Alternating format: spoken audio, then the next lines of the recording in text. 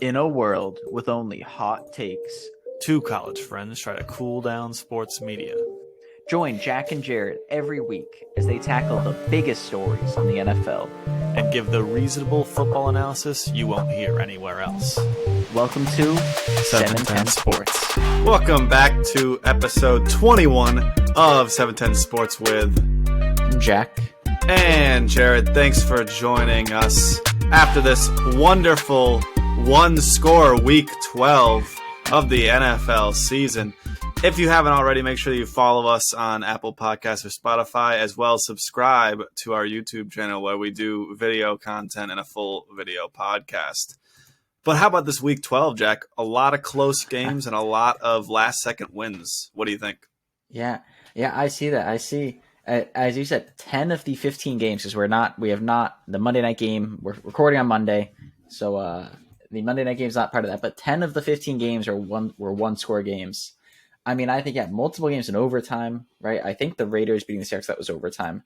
Browns beat the Bucks in overtime. I mean, a lot of games, very, very, very close games. A lot of close, especially Thanksgiving. Those Thanksgiving Day games were amazing. Yeah. Right? It's always a blessing when the Lions play a Thanksgiving game well, because they're always on Thanksgiving. It's one of those teams. It's great to see Great to see that be a close game. 28-25. Is that correct? I forget. Yes, 28-25. Yeah. Hey, Lions kind of spicy team. Yeah.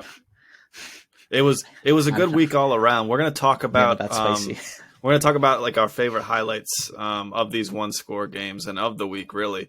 But everyone who's clicked on this knows this is also Week 12, so we're doing Jack P's Pinsetter. And so Jack's got his NFL rankings after Week 12, and you're all set to go with that, right, Jack? Yeah, and not because because it's in tiers, not individual. The Colts and Steelers, we do not have those. Don't worry, I'll address that because there's likely to be little to no change because it won't.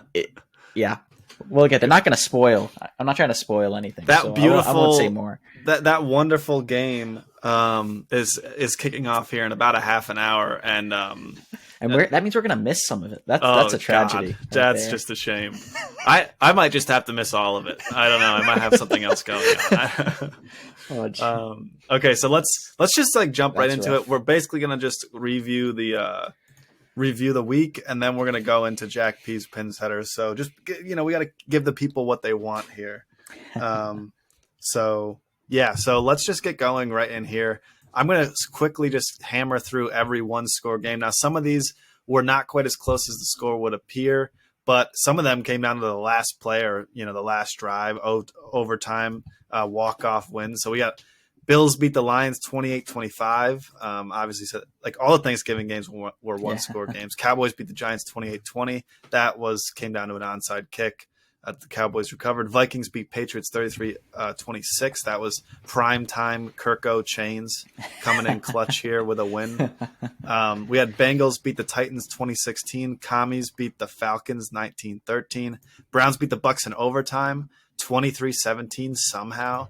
The Jags somehow clutch a win out of defeat against the Ravens 28-27. Justin Tucker could not hit a 67-yarder to win that game with 14 seconds left.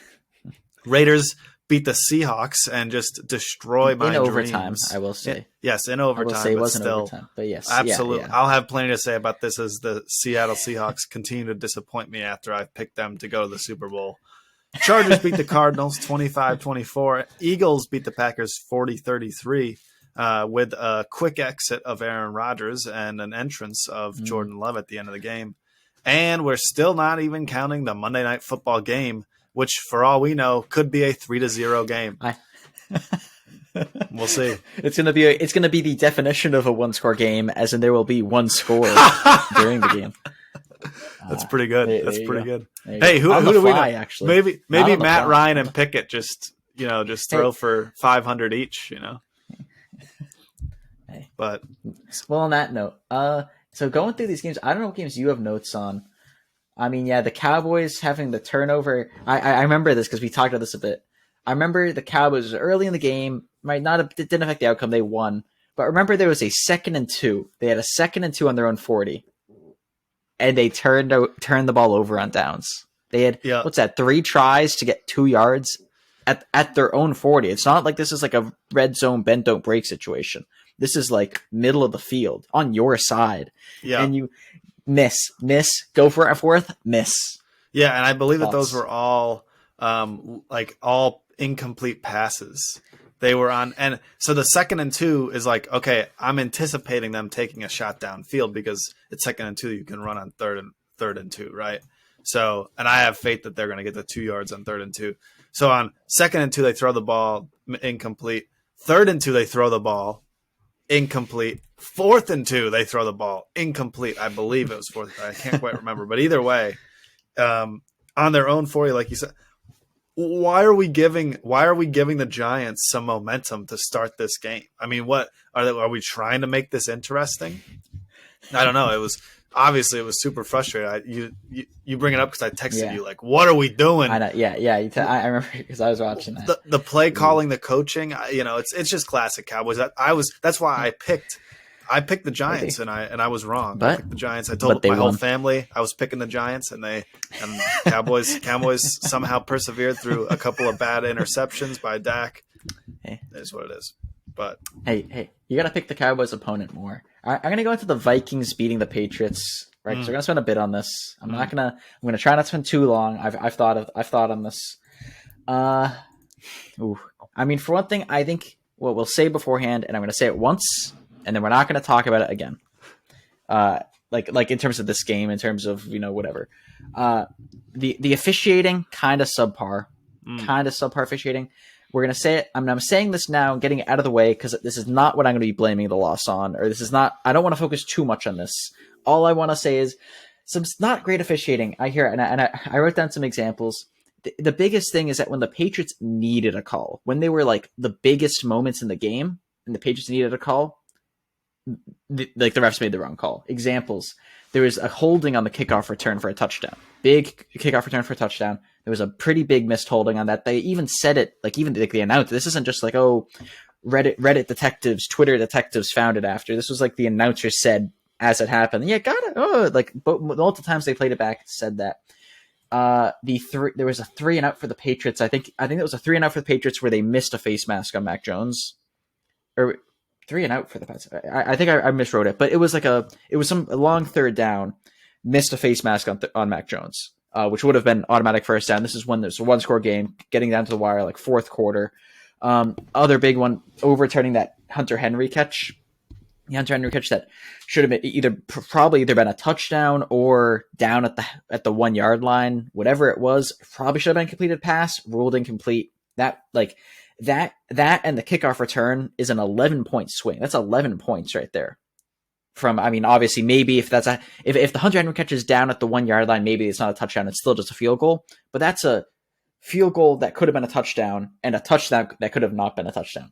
I just want to say that on the refs. I'm gonna talk about the actual game, but I'm curious if you have. Oh yeah, and they did miss some pretty bad calls on the Patriots. That isn't to say they did miss calls in favor of the Patriots, but that would be stuff like they missed an obvious false start when the game was like almost over, or it would be stuff like that. The penalties they needed, stuff like running into the punter, like when the Vikings needed that to extend their drive, they did get it. But yeah, I don't. My only take on all that is the Hunter Henry thing. I don't know what it catches anymore. I don't know what it catches. Sometimes I just feel like that either the rules aren't specific enough or they just aren't following the rules. I don't know. To a certain extent, that went to New York and took like 10. That was like a 10-minute review. Like that was not like they took 30 seconds. They're like, oh, it's done, and didn't like do their due diligence. Whatever happened, they had plenty of time to decide it. Sorry, you can. No. I personally, as a fan, can't tell what it catches anymore.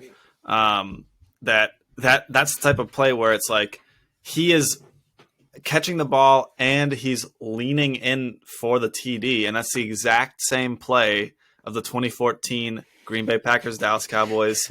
Dez not a catch, and Dez catches the ball, leans and falls, but because he doesn't maintain possession as he falls, that was never a catch because, but is that not a football move? You're telling me, how does he not have possession and that's not a catch if he's leaning the ball over the end zone? Oh, because he fell down, he didn't cut.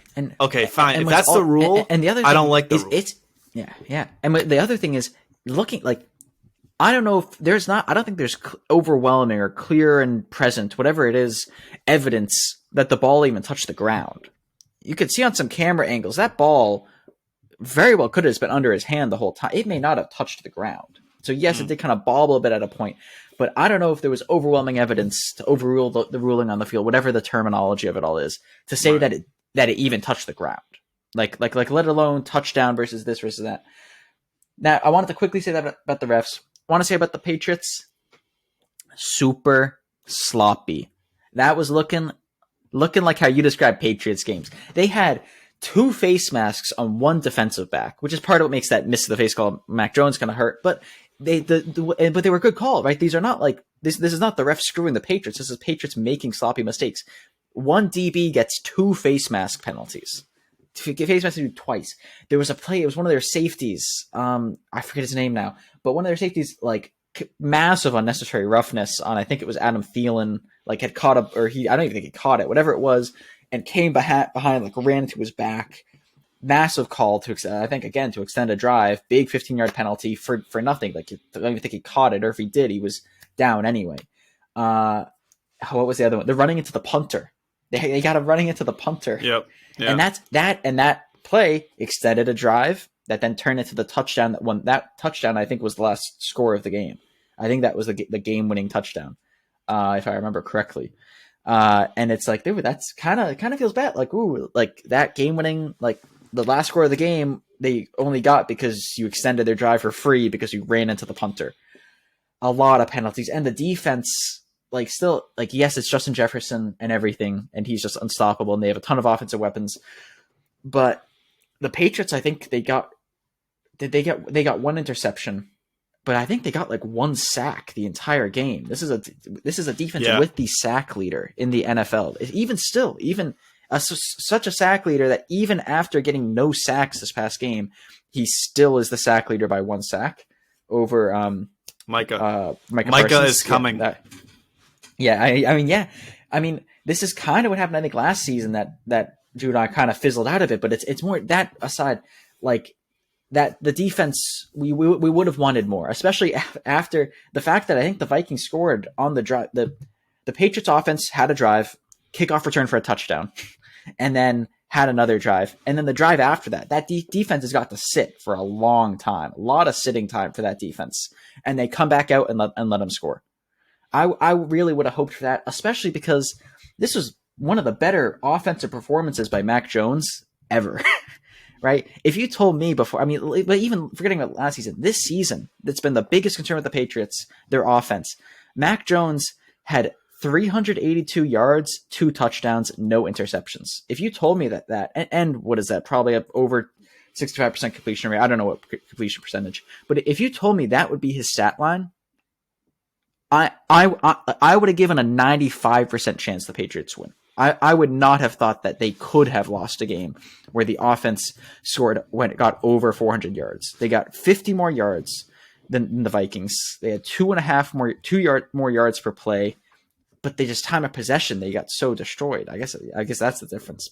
But I mean, you're saying if the offense is that good, we should win because you're still in that trap because the former Patriots being a team that doesn't make mistakes, a team that won't hurt itself, won't shoot itself in the foot. They have good special teams. They have good defense. Yes. That's like, fundamentals are taken care of. They're always clean.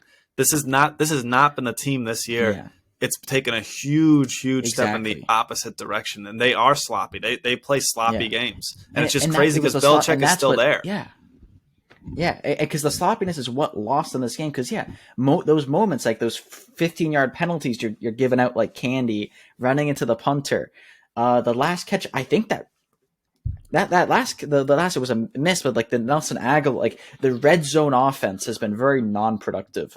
There's a stat somewhere, but their red zone efficiency that game was not good, right? They got touchdowns, right? Mac Jones threw for 2 touchdowns, but their other touchdowns, I think were long. I think those touchdowns were like long ball. Like something about they were not very good in the end zone, red zone. Yeah.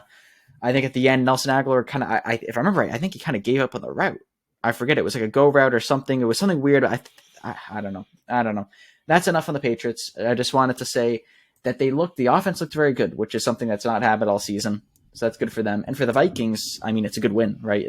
Like you won a game against a team that's been looking pretty good. Scored a lot of points. Did not let many sacks happen.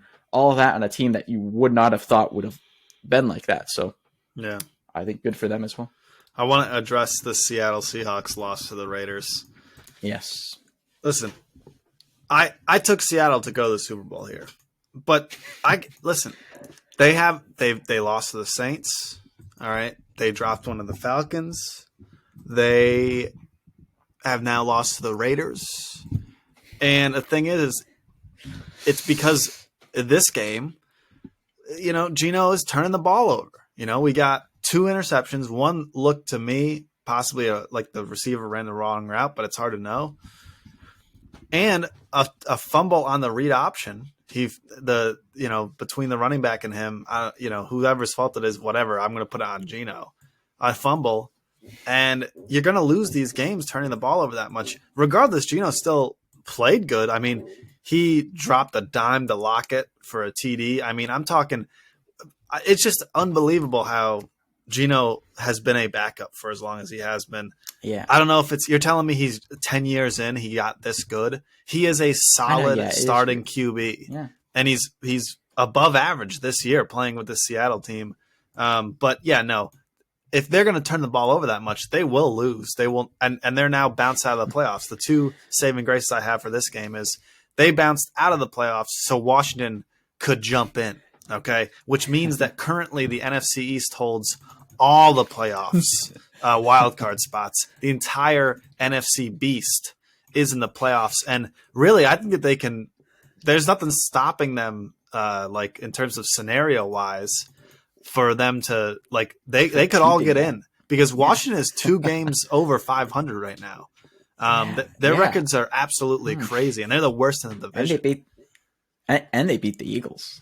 But they beat the Eagles. Yeah, one thing with the Seahawks, I looked at this. Seahawks are a bottom 5 scoring defense. They are the 5th worst scoring defense. That is, I think, one thing, one issue that they have right there. But yeah, and they gave up massive yards on the ground. They couldn't stop the run. Yeah. The thing I see here is that they give Raiders a win, so that the Raiders can move back in the draft position. And the Broncos can move up in draft possession. Seahawks then have the Broncos pick. And so really this is win or lose, Seattle is winning. This is advanced. This was an advanced tanking maneuver right here. You don't understand tanking like this. No, right. You improve your pick. This is a game you want to lose because you improve your own pick by losing. And you improve the Broncos pick by losing because you lose to the like you lose to a team. I don't know. It's genius, really. A team they're competing for top picks. Yeah. So I think other note, I'll say just quickly, Jacoby Brissett, just because this is his last week as a starter. Like with Mr. Watson coming in, and I just want to say, I think he did very well as a starter. The fact that team won 3 or 4 games, generally I think they were a relatively high scoring offense, actually. If I could find, if wherever my stat is, they were relatively high scoring. I think it was more just like, I don't know, like he did pretty well, pretty top tier backup, I would say, or bottom tier starter, that sort of range. Yeah. And they were they were in a lot of games that they lost. It really wasn't. That's true too. Yeah. It wasn't like they got embarrassed with Brissett. I agree with that. Yeah. I was just tipping my hat to him. Got to beat Brady in overtime. Yeah, must be nice. That's all. Was just tipping my hat to him. Got to talk a bit about the Browns.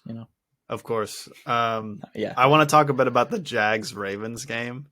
This is because I didn't see the end of this game. Yeah, the Ravens just find ways to lose games. The game ended.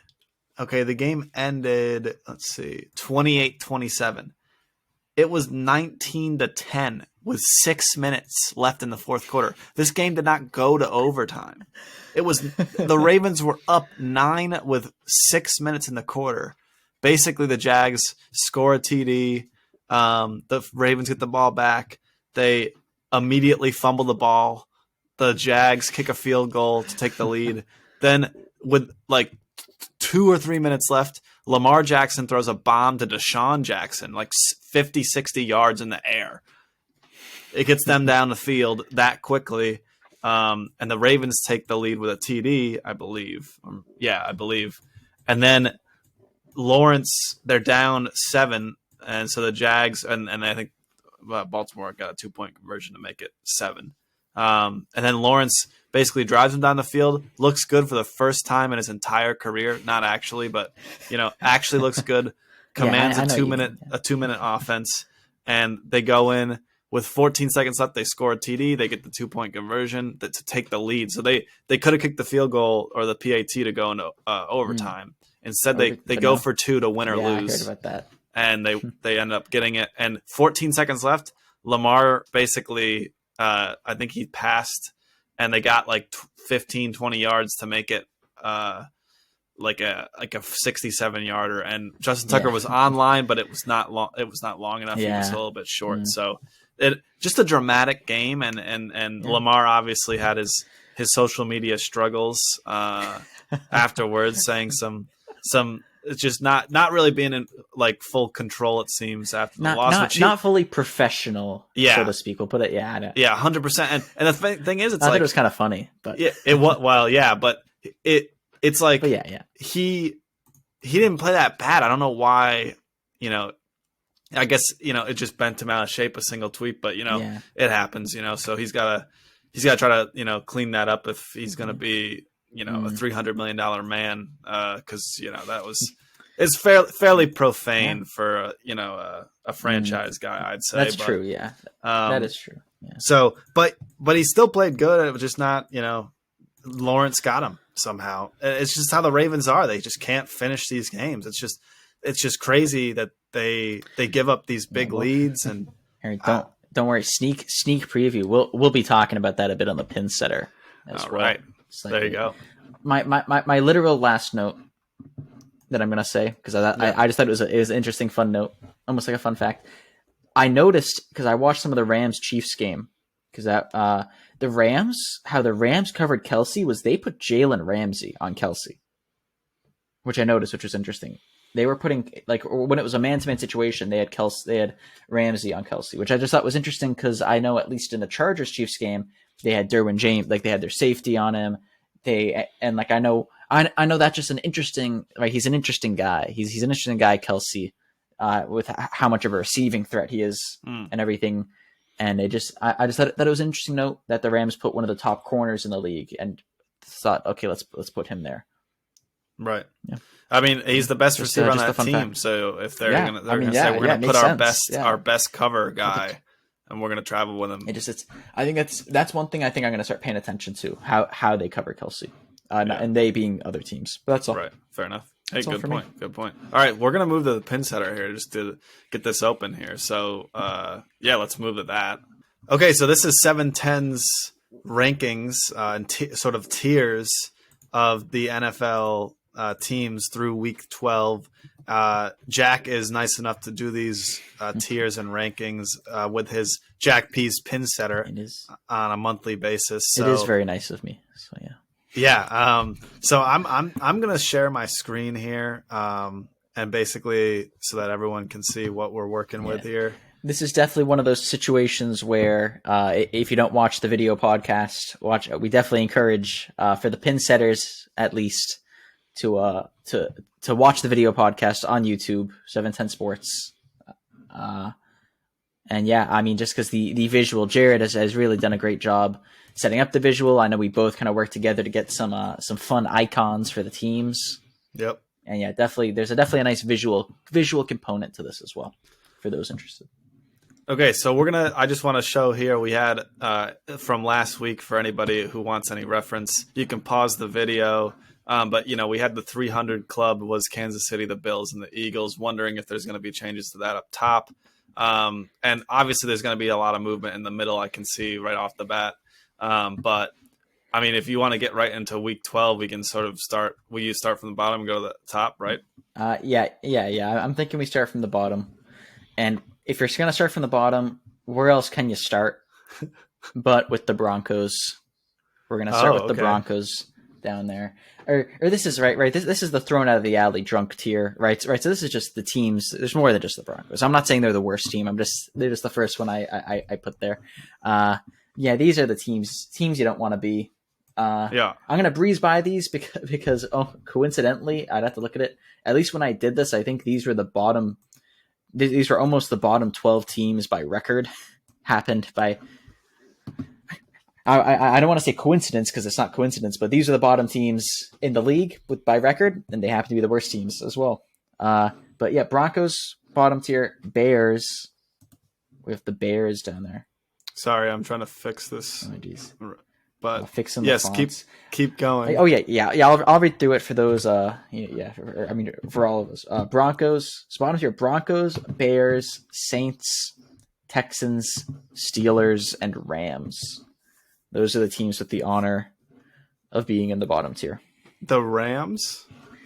Yes, the Rams. And Texans. Yeah. Oh, yeah, Steelers too, yep. Texans.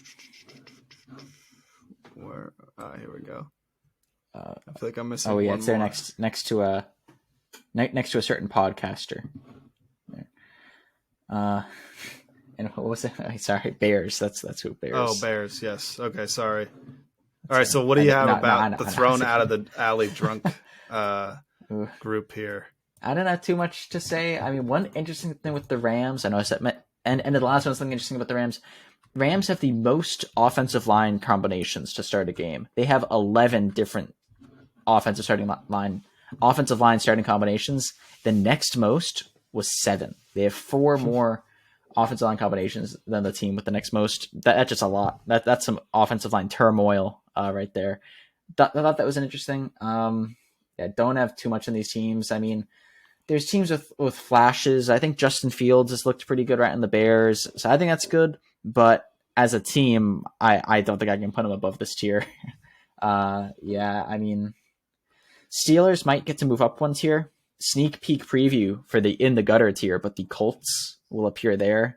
If the Steelers beat the Colts, then we can swap those. Kind of right. That's the sort of thing. But Steelers, I mean, I don't. Do you have anything on these teams? I don't want to talk too much about them.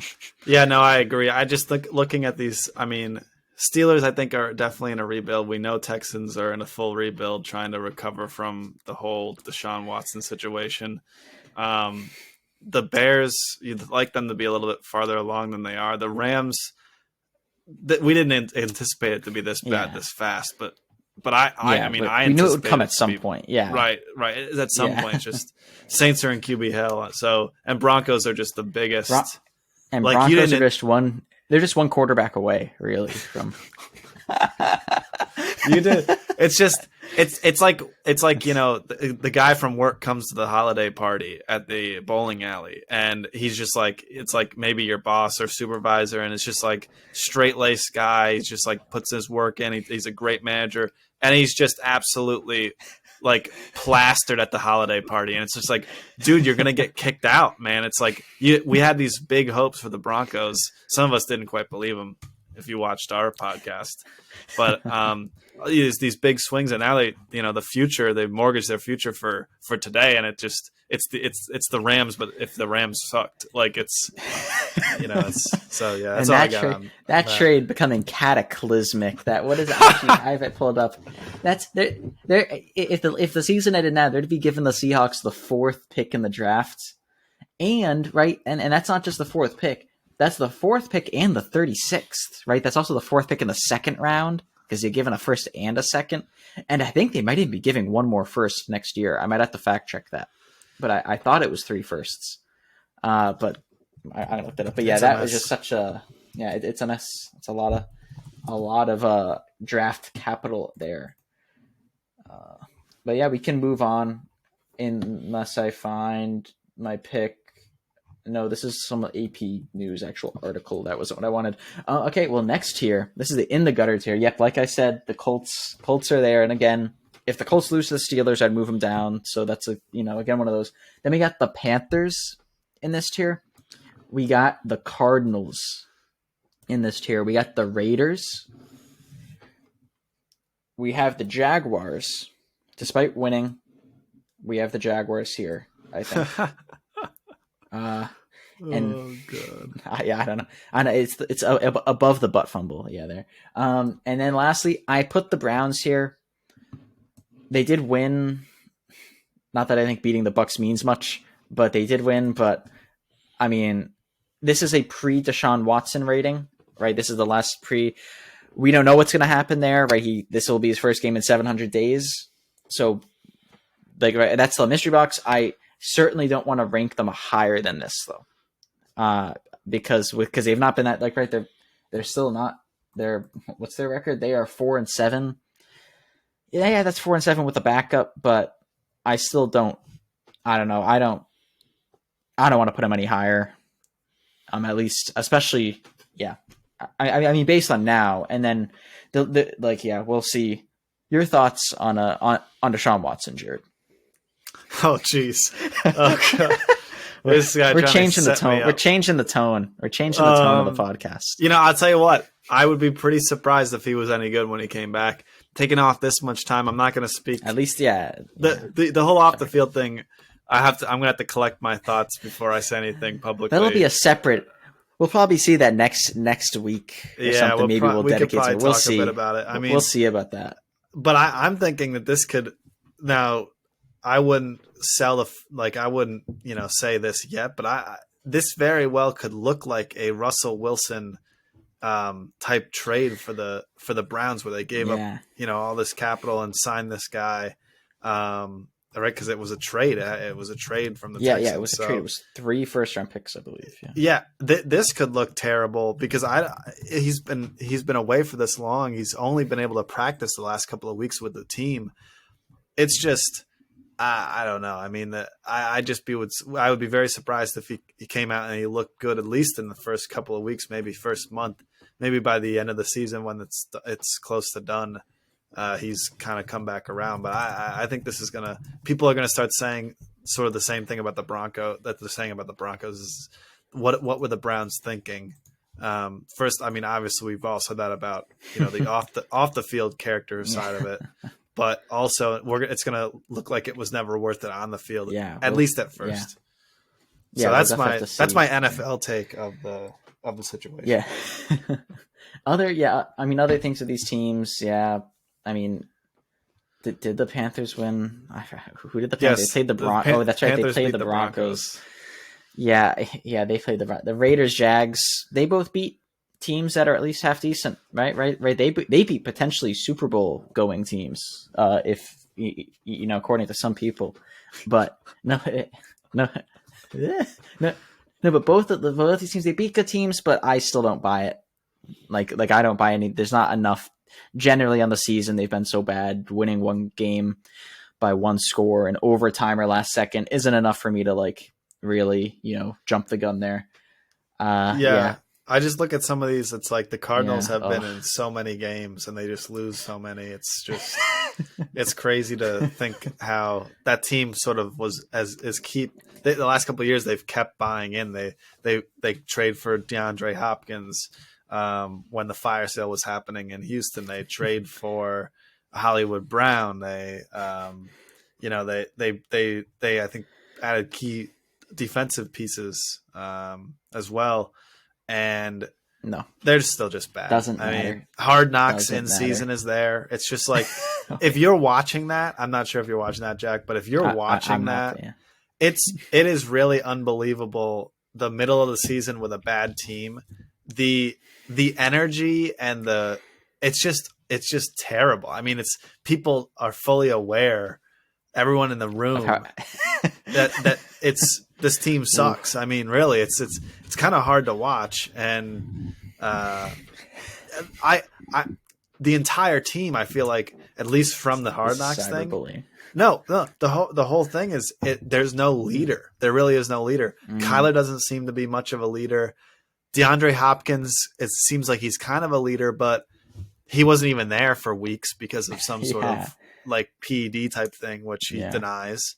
And JJ Watt, you say, well, what about JJ Watt?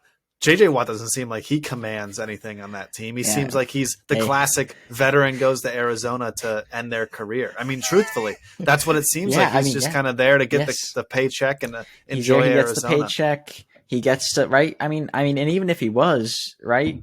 I mean, he barely speaks English anymore, right? Because he's 95 years old. You know, there you go.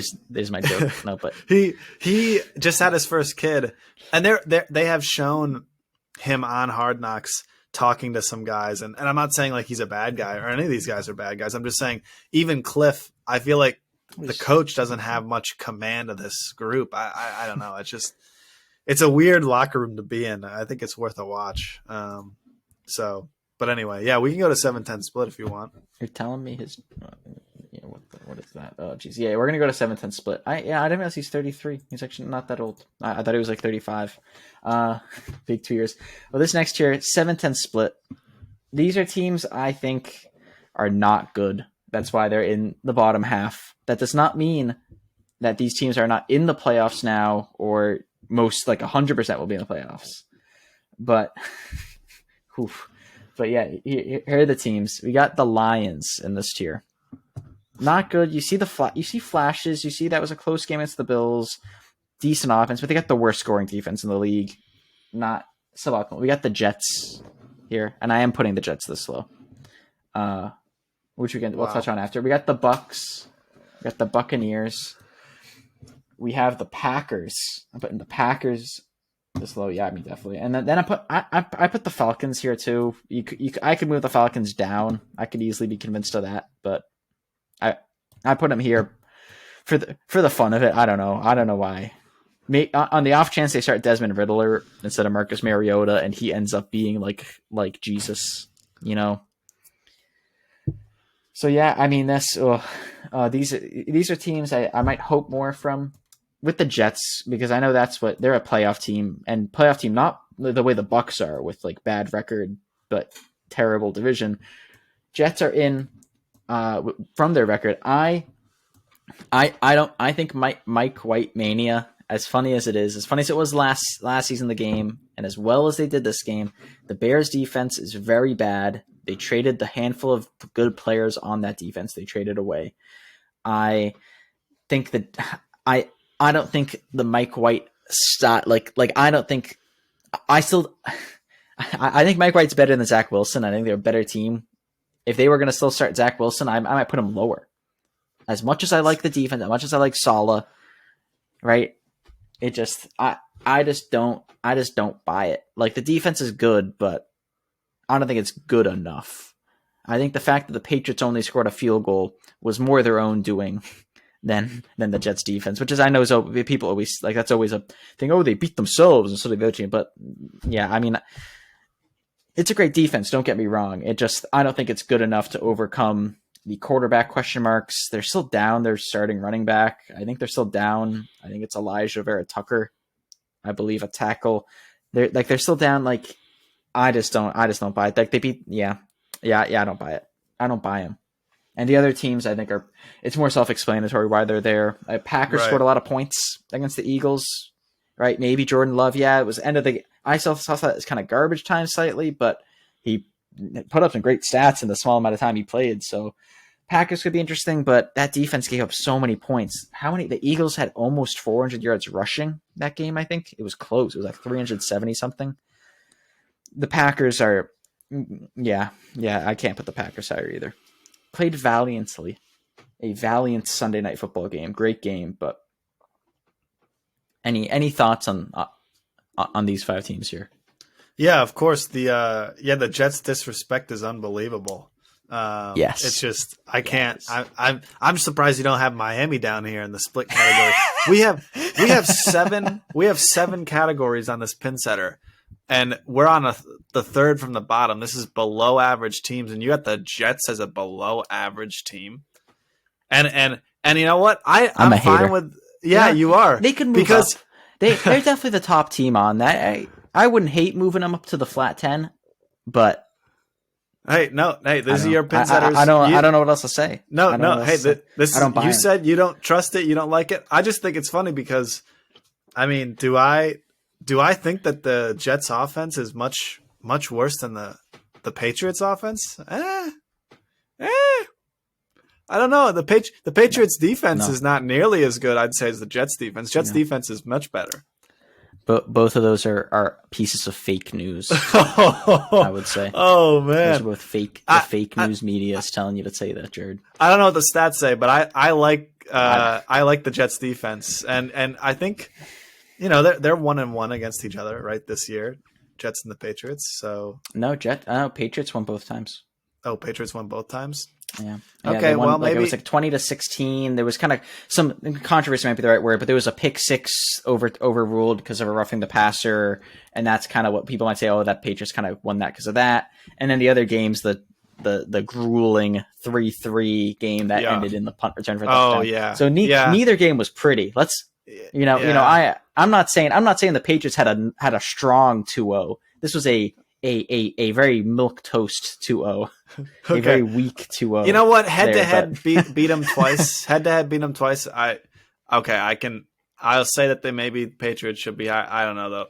That just when you look at the rest of the teams, it's just kind of. If Mike White impresses next game, and the Jets are really looking, like this Jets offense is electric. This Mike White kid, he's insane. And it looks like that, right? I could definitely move him up a tier. It's more this year. I still like the thing is I think it's bottom heavy at this point. If you look at the teams, we have almost 17 teams in the bottom 3, and there's 7 tiers. So this is a bottom heavy tier list. That might just be my style. However, like that's more I think my style of tier list. So Jets are in terms of the league, I think they're top half. At the very least, in terms of their at the very least, they would be in that middle chunk. If I was going to put an even number of teams, in each tier, I would definitely move the Jets up 1. See, I'd have to do the math, maybe even more. I'd have to figure that out math wise. But here's the thing: this could be an excellent ranking. We could see at the end of the season, people are still on the Jets right now, but they could really. I mean, for sure they could not make the playoffs because of how competitive the AFC is. But also, I mean, the NFC is getting competitive too with the NFC East. Yeah, it is. But but Seahawks aren't even in the playoffs. Yeah. The Jets could easily fall out of the playoffs and fall apart with Mike White. So hey, listen, if you don't trust them, then hey, that is what it is. You set the pins there, boss. We go to the flat 10. This is the middle tier, and I took this very much like these teams. And this is the thing with these teams are all they're in the middle, but I think they're also playoff teams. I like to go into more detail delineating the top teams and the bottom teams. All these teams have major issues or inconsistencies, but at least something's up with these teams, right? We're gonna go the Titans first, and then we're gonna go the Chargers. And then we're going to go 2 NFC East teams. We're going to go the Giants and the Commies. I will also put in this tier. And then we're putting... This is where the Seahawks land. The Seahawks are landing here this week. And then we're also, as much as it pains me to not put them even higher, I'm going to put the Patriots in this tier. Oh, God. Okay. I wanted so badly to be a homer and to put them a tier up, but I decided against it. That this easily could have been a fluke offensive performance. I think if they continue even a shimmer, even a shadow of this performance, I think that's good. But I'm not gonna go too crazy and put them higher than this. These teams, some of them have good records. Some of them may have looked better early in the season that didn't look as good. I'm kind of thinking of the Giants and Seahawks there. Some of them I think are just being propped up by a weak division. That's the Titans. Yes, definitely. Chargers and Patriots I think are just mid. I don't know how else to put it. They just have massive flaws, or will lose games they should win, and then I don't know. I don't know what to make of the Chargers Patriots. And the Commanders, I don't know what to make of either, but they're on an upswing, right there. Like they've been consistently good these past handful of weeks, unlike say the Chargers and Patriots, but I still kind of mentally think of them as the same. Like I don't know what to make of them yet. They've been more consistently good. It's more bad to good, but as soon as Carson Wentz starts sitting on the bench, they suddenly become good. But who would have saw that coming? But yeah, thoughts on these teams. I think this is like the sort of the bread and butter of the league right now, right? Because it's like, these are the up in the air teams. You say, I really like Seattle, but why does it feel like every time that they should strike, they leave a flat 10? Why does it feel like they drop these games to the Saints and the Raiders, but then they can play good against San Fran or the Giants or whatever? So maybe they are fully just imposters. I mean, that's the thing. I don't think they played San Fran yet. I think they still have two matchups there. I think so. Oh boy. So yeah, they might just not be good. But they've looked good other weeks. They've looked, but that's the thing. Yeah, I don't know. I don't know. But then you look at the Titans. Like I like the Titans. I like their fundamentals. I like their coaching. I like it. Yeah. And I definitely agree, yeah. But they just lose against the best teams in the league. That's like they are truly an average, above average, slightly above average. Exactly. Team. Exactly. They will consistently, I feel like, beat some of the bad teams. Like, right, you put them up against, I don't know, the Colts. I mean, I think they won. But like a team like, say, where the Colts are in this, you put them against that team, I think they're going to win because I think they're going to be those fundamentals, like you said, the coaching. I think that's going to prevail. But when you start putting them against a team with a bit more talent, I like the Chiefs, even though that was a close game, but like the Chiefs, then I think it really falls apart. I'm surprised. Or even this week, Bengals, like they were in that game the whole time. Oh yeah, the Bengals still win. Yeah, like, it's just like that's what we see out of Tennessee. Right? Yeah, they're just yeah. It's interesting. I love watching the Giants. Like they always keep it close. It's always fun. Washington, there's something weird. Patriots. Yeah, Patriots are Patriots. But and the Chargers are just, the hype train is so crazy for a team that consistently is average to below average. I mean, I think that it's just Justin Herbert's just going to become the next Phillip Rivers. Like basically, I'm sorry to say. I'm sorry to say, but yeah. I don't know. Yeah. Let's move on. These teams, yeah.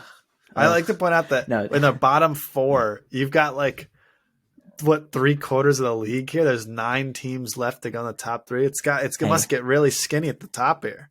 Hey, I like it. I like it skinny at the top. No, I think what no, it's because I feel like for me, for me. I like to my philosophy here. Short interlude for the philosophy of this tier list. Yeah. It's because for me, I could look at this bottom tier and say, yeah, the Bears, team like the Bears, they should not be at the same tier as a team like the Broncos or the Texans.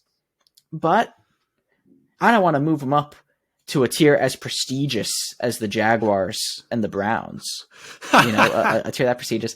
So like I could try to, really, I move the Browns and Jaguars up and then I move the Bears into that. Like I could try to, there's stuff you could do.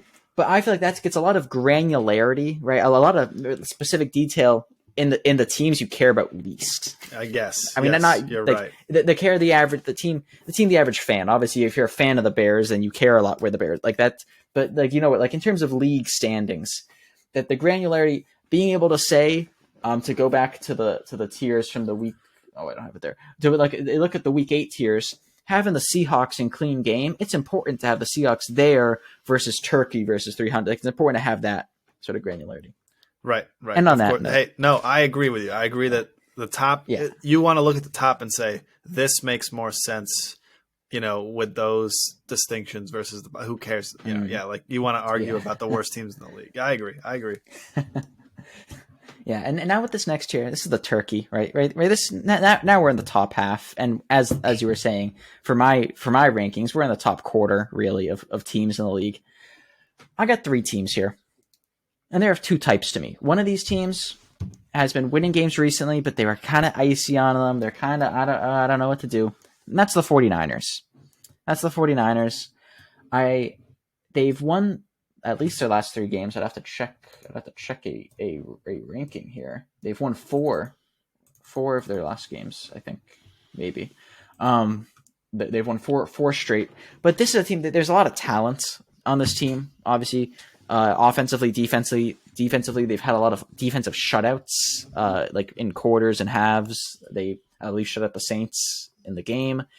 There are a lot of good skill players on this team. Also offensive, defensive. The question for me is whether it's enough, whether Jimmy G can carry that, whether they're going to make coaching, but like whether something wacky will happen, whether there'll be injury, whether something. I'm not fully bought in yet, but I'd say they're looking good. I think they're probably a playoff team, if not definitely a playoff team.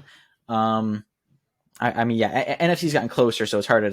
I'd have to look back at our playoff predictions, but I think they're looking good. I think they have a lot of talents. I'd have to look at their schedule to really say more, but I mean, I think they're an interesting team.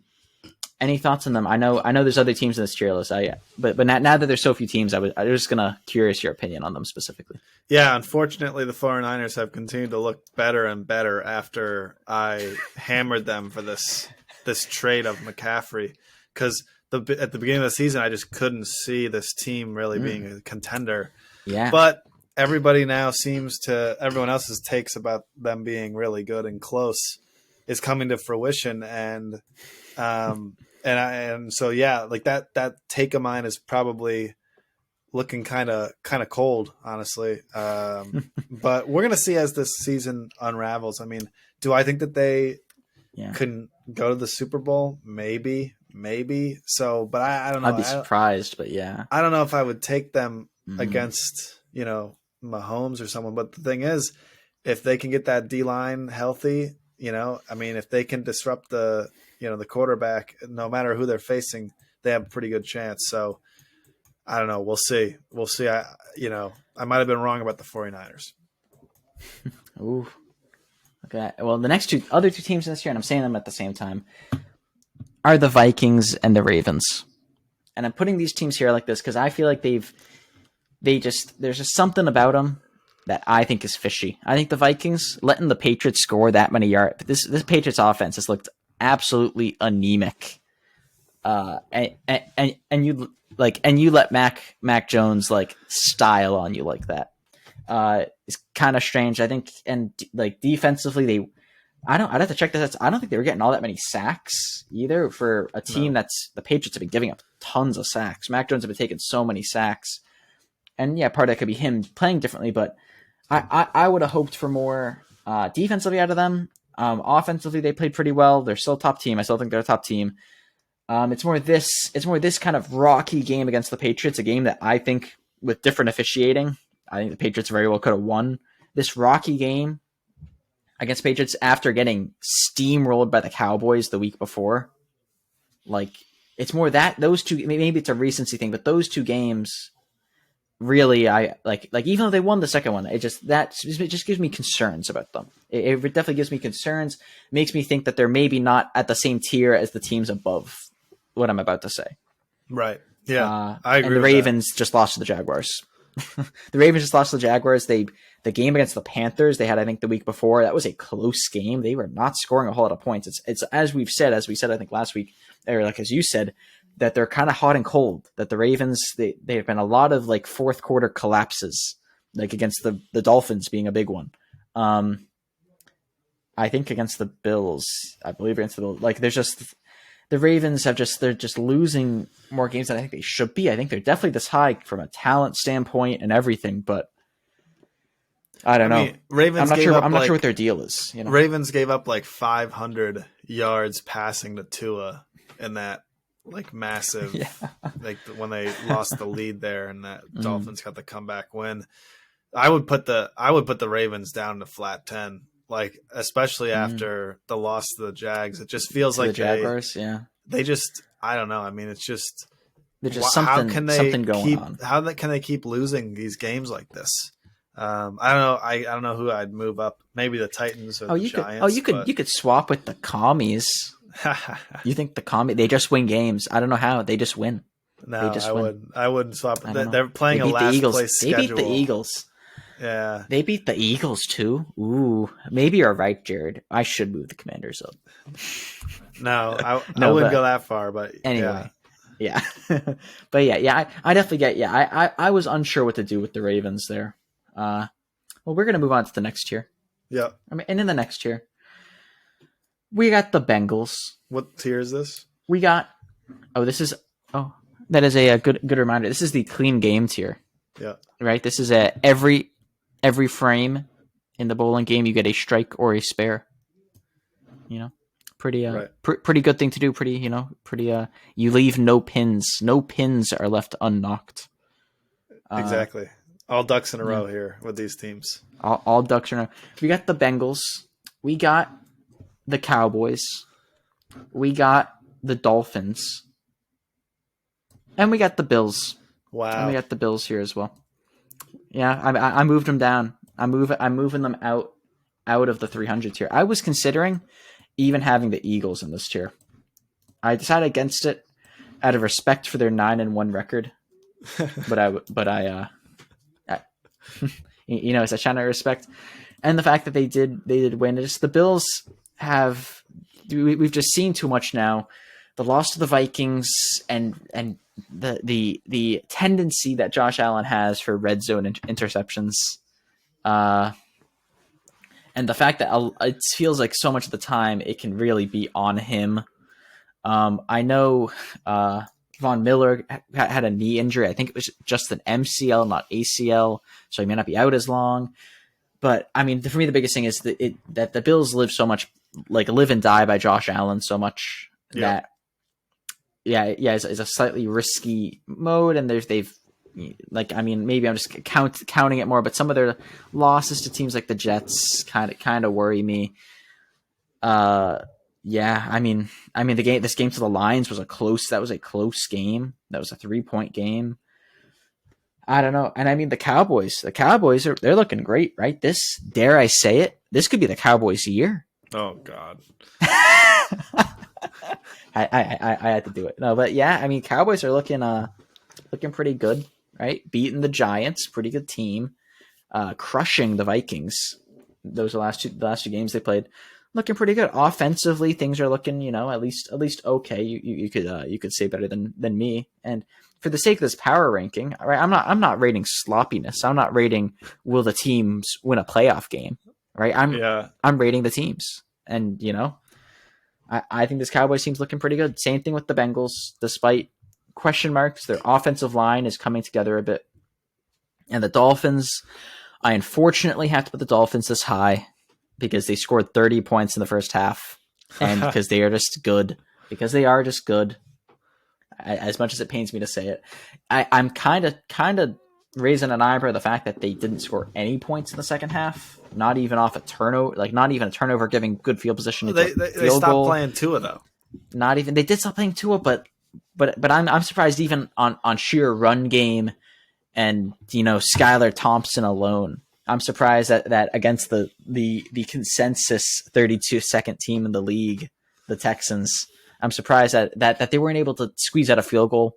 Right. But I'm not counting that against them all that heavily, because they're still, even if they scored, unless they literally put up 60 on the Texans, I would have kept them here. If they put up 60, then I would have said fine, I'll move them up. But like I'm not counting this against them, is what I'm saying, but it's still it's an odd thing to me. It's more just I'm just, as a Patriots fan, you have to find something bad to say. I gotta exactly.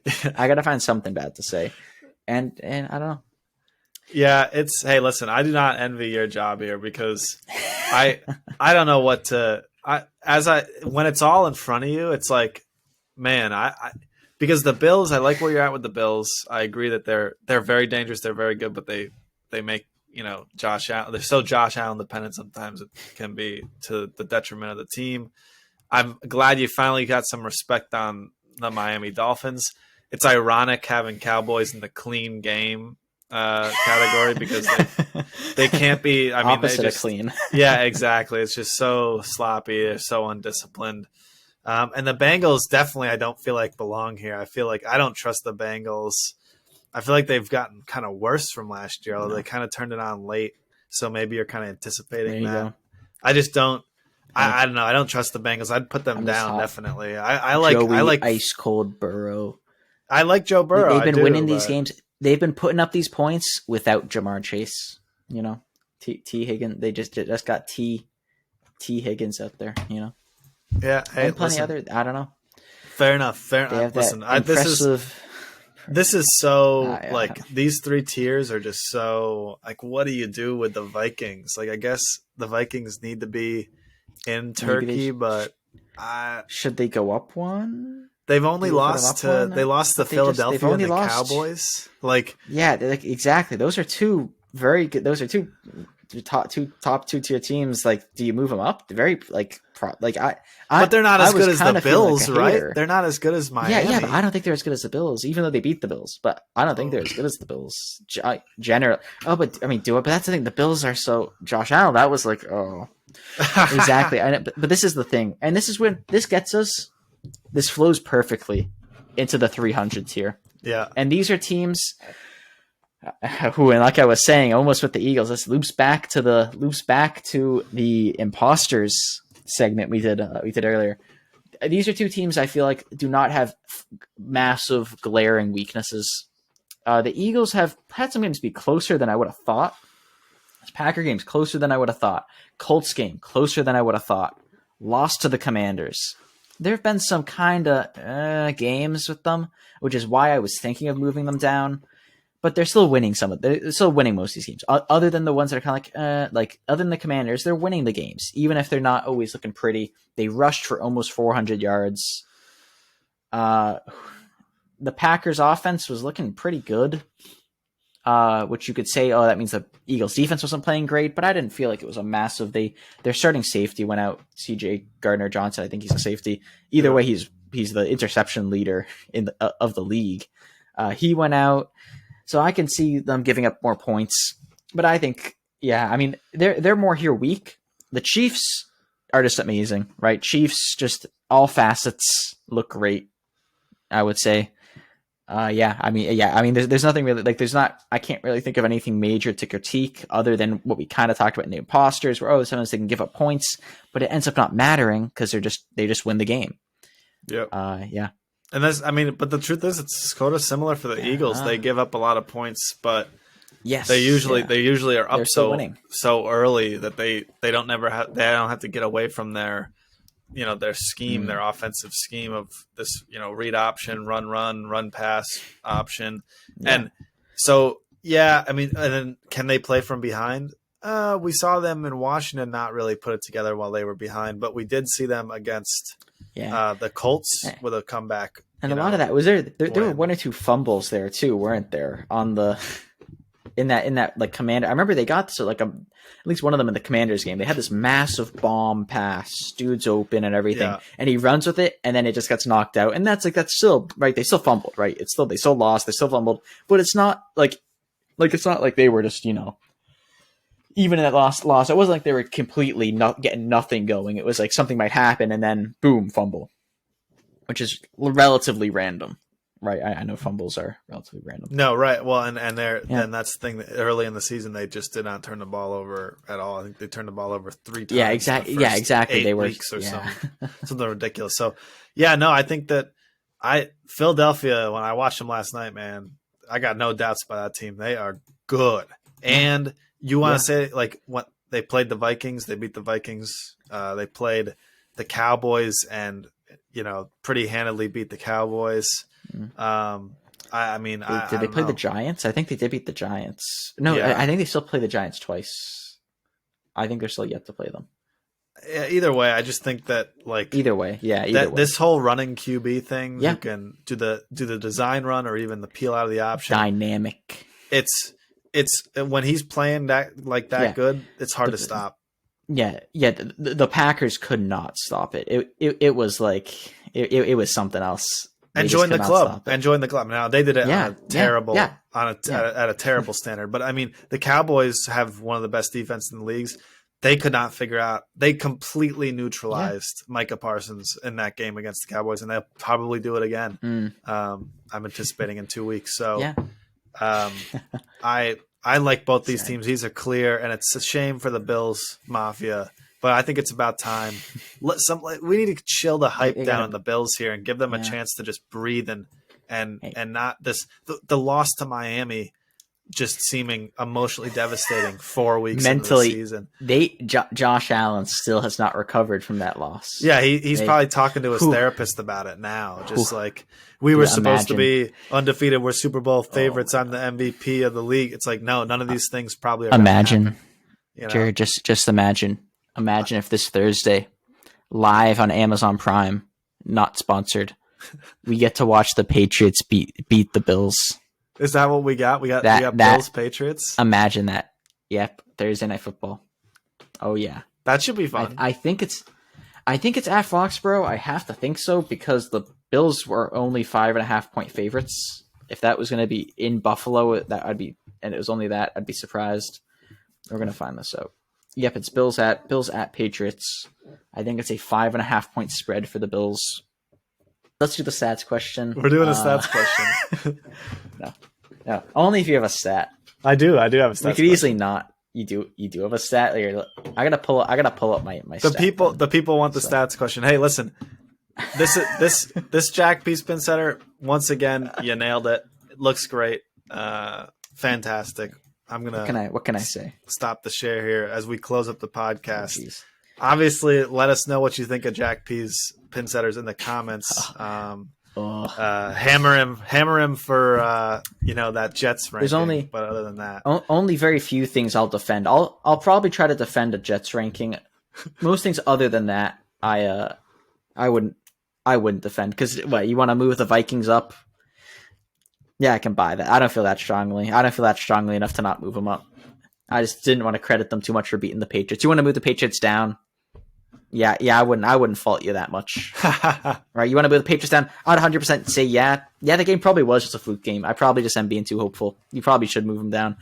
A lot of the stuff, I know it's funny to say, a lot of the stuff I'm relatively flexible in. Given like a 1 or 2, I wouldn't do anything crazy, but plus or minus 1, This is only me. This is not Jared. Jared has no input on these to help temper my passions. Right. This is Jack P's Pinsetter. Balance, counterbalance. So stats. I have my stats question pulled up. Okay. Do you want me to go first? Do you want to go first? Yeah, you go ahead. Yeah. Here you go. Here's my stats question. You're gonna love this one. Which team gets the? It's already breaking down. Which team that is not currently in the playoff picture, has the most offensive yards per game? So I'll say for reference, the Chiefs, they have the most yards per game. They have 430 offensive yards per game. And then it's the Bills, and then I'm going to pause. Okay. And I'm going to say, what's the team that is not currently in the playoff picture with the next most? So is this, whatever point, yeah. Is this, when you say playoff picture, do you mean in the playoffs right now or in the picture? I'm going to say in the playoffs right now. Okay. I'm going to say this offense started off super hot. Or if you wanted to tell me how many teams, if you want, it's more, I say in the playoff hunt. I think there are a lot of teams that are technically in the playoff. If you go look up NFC playoff picture, like NBC, and you see it'll tell you a lot of teams are in the playoff hunts. So that's why I'm going with teams in the playoffs. 100%. I think this team is not statistically eliminated, but I would say that they are not really in the hunt. And they had a good offensive start to the season. They kind of fizzled out, but I think that they're a little bit back the last couple of weeks. The Detroit Lions. The Detroit Lions. Is that your final answer? Yes. Unfortunately, that is not correct. The correct answer was, somewhat surprisingly, the Cleveland Browns. Oh. Have 377 yards per game.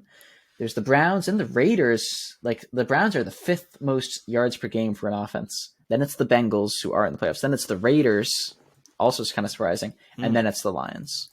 Very interesting. The Lions are also in that. If you go by points per game, it's not the Lions either. It is technically the Seattle Seahawks, because they're technically not. If you go most offensive points per game, not yards. Then if you don't count them, if you were to say they are in the playoffs, then it would be the Lions for points per game, but not interestingly not yards. But yeah. Okay, well there you go. That's my stat. There you go. That was a good question. Unfortunately, could not capitalize. I got a 2-part question here. Half point for each. They are not easy, so get ready. They're not easy. Okay, yeah. This is. I'm gonna shout out my lovely girlfriend. She gave me this idea for this question this weekend. Her and I were talking about safeties and how frequently they happen in NFL. She had asked me how often I had seen a safety happen live in my life. And so that's the question, Jack. How many times have I... No. That's not... The question is, how many safeties were there in total last season in 2021? How many safeties were there? I'm going to give you a plus or minus 2 on that. So you've got a 5 number range. That's kind of generous. I thought you were going to do a plus or minus 1. No, I think this is a hard question. Ooh. And then also the second part of the question is there was one player who was responsible for 2 of those safeties. So, and it wasn't the defensive player; it was the offensive player was responsible for 2 of them. That's what I mean. This guy made a gaffe twice in his own end zone and resulted in a safety.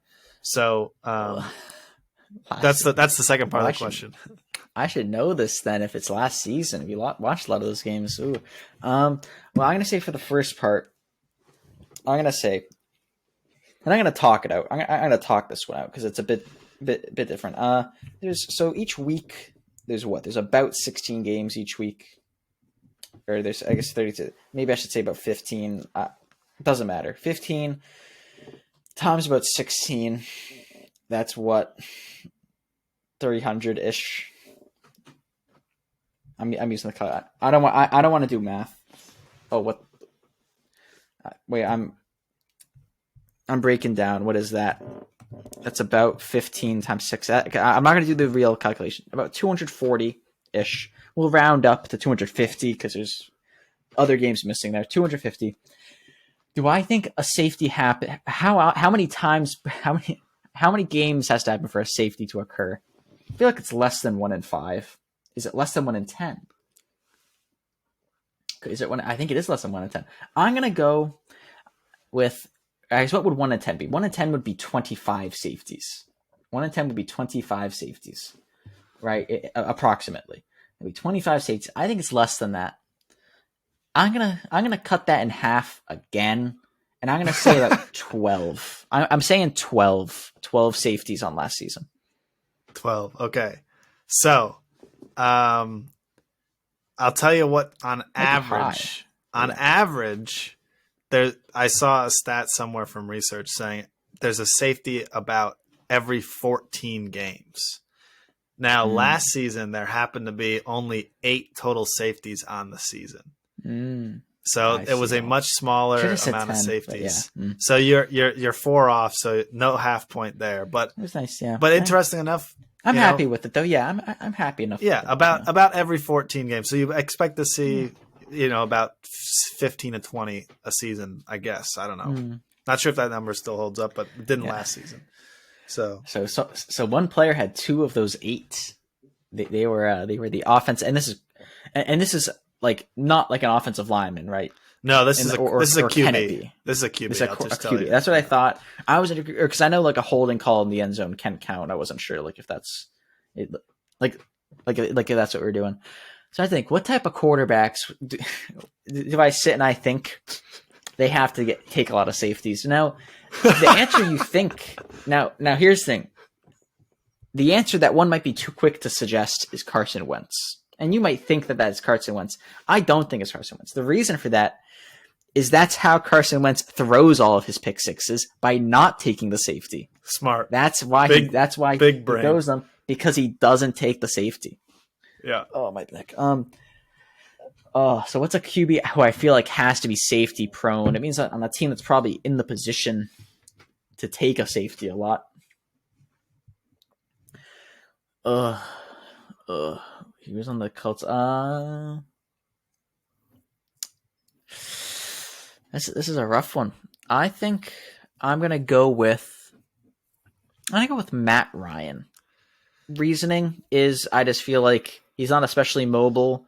I didn't think of the Falcons' offensive line as being especially something to write home about. He played for most of the season or all the season, and because I've decided I'm not going to pick Carson Wentz. Okay. That's who. Even with what I said about the pick six thing, a part of me still thinks it's Carson Wentz because it would just be comical. But I've decided not to take him, so I'm going to take Matt Ryan. Okay, and so Matt Ryan is not correct. Carson Wentz is also not correct. The answer happens to be Kyler Murray. He took 2 of the 8 safeties. Yeah, that makes sense. He had one that he ran, really tried to run out of the pocket in the end zone, and he got tackled very close to the line. And they ended up calling it a safety. Another one, he got flushed out of the back of the pocket, and he threw the ball, and it was intentional grounding. Didn't get to the line of scrimmage. So that was an intentional grounding in the end zone as a safety, and then a tackle in the end zone. So funny. I just thought it was funny. I actually watched all 8 on YouTube. You can watch. There's a compilation. Not sponsored. Not sponsored. But you can check out all the safeties that happened in 2021 if you're into that. So. But yeah, no. So that's the stats question. Looks like we've got zeros all around. That's fine. There you go. And as I've said before, we'll just throw this week out. You know what I mean? We won't even count it. And yeah, this was episode 21 of 710 Sports. Thanks for watching the Pinsetter. If you got this far in the video, definitely drop us a like and give us a subscription. Check that out if you like our videos and stuff. But yeah, we'll be back next week to talk about week 13. And we got to get to this Monday Night Football game. Am I right, Jack? Definitely excited. Oh, yeah. I haven't checked the score. Ooh. It was started. Ooh. Oh, this is a nail biter right now. What do we got? It's a 6-0 game. 6-0. 6-0 game. 2 field goals. Who's up? Matt Ryan's 0 for 4. And 1 interception. Oh, only completion to the other team. Oh, that's the Colts I was expecting. Yeah. All right. On that note, thanks for watching 710 Sports with Jack and Jared. Join us next week. We'll see you then. See ya. See ya.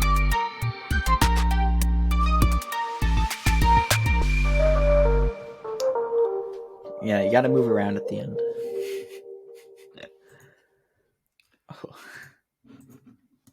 All right.